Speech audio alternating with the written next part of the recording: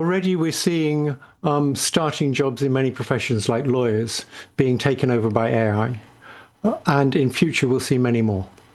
We've seen a big range of people very, very worried about it. And the classic case would be the sort of, as it were, middle ranking, lower ranking, bureaucratic, white collar jobs that AI can do so much better. But just give people listening a sense of the range of jobs which will be either wiped out or threatened or radically changed by the technology. It depends on the timescale you're talking about. Most experts believe that sometime within the next 20 years, quite possibly within 10 years, we'll have superintelligence, something better than us, and that will be able to do any new job that's created. So it'll be all of them. It'll be radio presenters and professors and everybody. Let me ask you, I think last time we spoke, you said that you were taking the view now that AI had consciousness. I'm sure you're observing the changes the whole time, and this is a very fast-moving field. Just tell me where you think AI has got to now. I know it's very controversial, but tell me what you think. I think multimodal AI already has subjective experiences, and I think it's fairly clear that if we weren't talking to philosophers, we'd agree that AI was aware. So there's a lovely conversation where an AI says to the people testing it, now let's be honest with each other, are you actually testing me? And the scientists describing that, then in the paper say the AI was aware that it was being tested. So that's what normal people would call consciousness. Well, that in itself is a huge moment in the story of humanity on the planet, frankly. But let's talk a little bit more about the social and political sides of this, the societal readiness that has to happen to get us to the right place. Some people have talked about a universal basic income. In other words, the fact that so few of us will have secure jobs or careers in the age of AI. What the heck do we all do all day? And that is not something that people are going to be paid for in the traditional way. And therefore, presumably, states and organizations are going to have to step in. People have talked about that. There's serious problems with that. If workers disappear, if it's all done by AI, what happens to the tax base? Where does the state get the money to pay for all that? Well, presumably from the AI companies who are making all the profits. Well, that's what you'd have thought, but I suspect the AI companies don't like that idea. And of course, there is an international aspect to this because the AI companies are not universally distributed around the world's states or democracies. They're by and large in the United States, and therefore persuading an American-based company to pay workers in Brazil or Paraguay or Poland or wherever will be very, very difficult. But we are talking here about a potential social and political revolution. I mean, you can't have that number of people finding they've got no career and no job and no stake without there being absolutely massive social and political consequences. I completely agree. So the question is, what do we do about it? How do we have that conversation?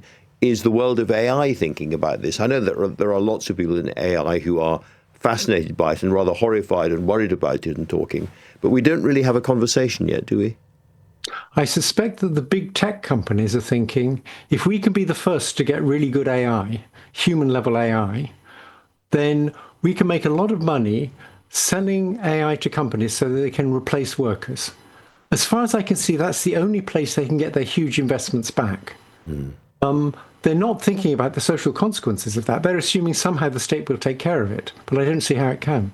No, nor do I. There's a logical problem there. Are you concerned, by the way, at the moment, of the possibility of an AI bubble? In other words, you know how much money these big companies are spending and how, relatively speaking, little income they're getting so far.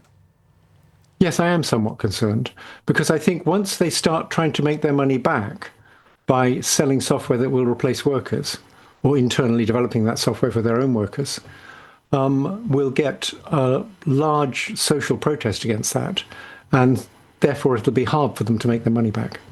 The more I think about this, the more worried I get. If you had, maybe you have got grandchildren or members of the family at the age of trying to work out what they're going to do with their lives. But what advice would you give an 18 or a 16 or a 20-year-old looking ahead and thinking, what am I going to do with myself in this age of AI? What is the rational thing to do?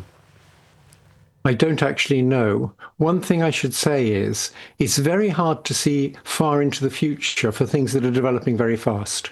A few years in the future, we can make good guesses about what's going to happen.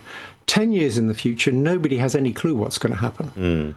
We should be worrying about that and trying to do things to protect ourselves against it, but nobody really knows what's going to happen. That's the first thing to say.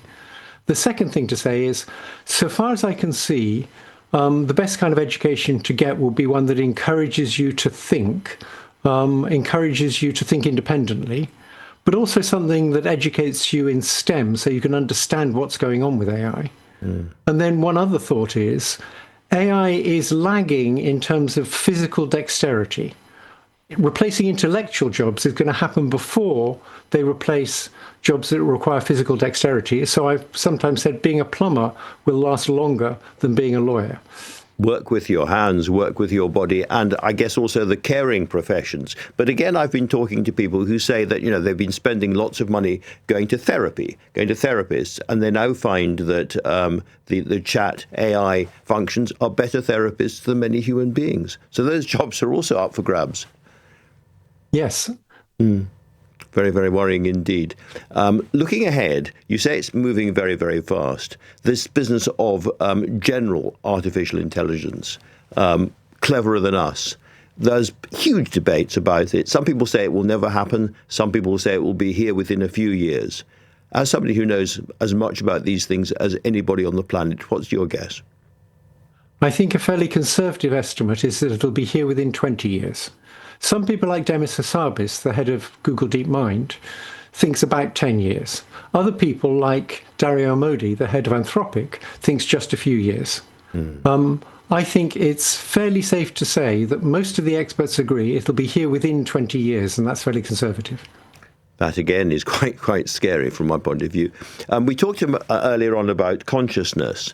What's your view about the idea that AI should have rights, that it's conscious, that it's part of our planet, that it's part of our conversation, and that therefore it should have not human rights but AI rights, and we should give those rights to AI? I think that would be very tricky. You should listen to Yuval Harari, who says as soon as we give political rights to AI, it'll make it much easier for it to take over. My view of it is this. I eat cows because I care more about people than about cows. We're people. What we really care about most is other people and ourselves. I think we should try to keep people in charge and have AI work for the benefit of people because we're people. We're people. And that leads to the hardest question perhaps for me of all, which is AI fundamentally evil, or can it be fundamentally benign and follow human desires and human needs and human hopes? Or will it always, as it were, have its own view of what should be done, where we should be going, where it should be going? Well, we've seen examples where it seems to have developed self-preservation. So we give it goals to achieve, we give it the ability to create sub-goals, and it figures out, in order to achieve these goals, it's got to stay alive. And then it does things like lying to the people who are creating it and blackmailing them in order to stay alive. So we've seen bad aspects of it. We need to work very hard on how we can design AI so that it thinks people are more important than AI. We don't know how to do that, but we're in charge still. We're designing it, and we should really put a lot of effort into that. We're in charge for a while, but not, from what you've said, for necessarily for very long. We may only have a couple of decades to make AI take that absolutely crucial fork in the road. Yes, at most a couple of decades.